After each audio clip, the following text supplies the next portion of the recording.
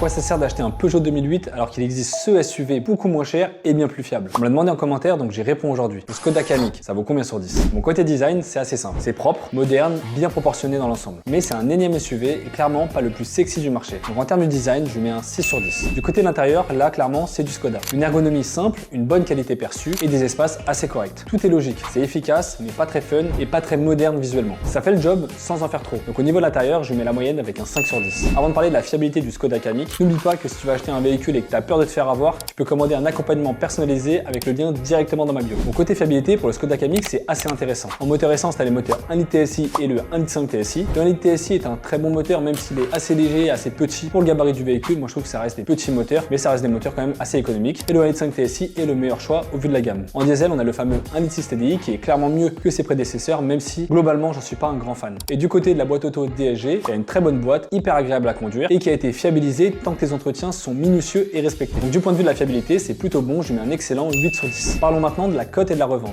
La cote se tient plutôt bien, tu as des prix neufs raisonnables, donc globalement il n'y a pas de mauvaise surprise. Donc en termes de cote et de revente, je mets un bon 7 sur 10. Et pour finir, parlons du rapport qualité-prix. Et c'est là qui devient très intéressant par rapport à la concurrence. Tu as des véhicules bien équipés, fiables, avec des prix très accessibles par rapport à la concurrence. Avec le Skoda Kamiq, tu paies clairement moins cher pour un véhicule plus fiable. Donc en termes de rapport qualité-prix, je lui mets un très bon 8 sur 10. Donc le Skoda Kamiq obtient la moyenne générale de 6,8 sur 10, ce qui en fait un très bon SUV. Clairement, c'est pas le plus sexy, c'est pas le plus fun, mais ça reste un des choix les plus intelligents dans ce segment. Et si toi aussi tu vas acheter un Skoda Kamiq ou tout autre véhicule d'ailleurs et que tu as peur de te faire avoir ou de faire le mauvais choix, n'hésite pas à commander un accompagnement personnalisé directement dans ma bio. Et comme d'habitude, n'oublie pas de mettre cette vidéo en favori et écris-moi juste en bas la voiture que tu veux que je note.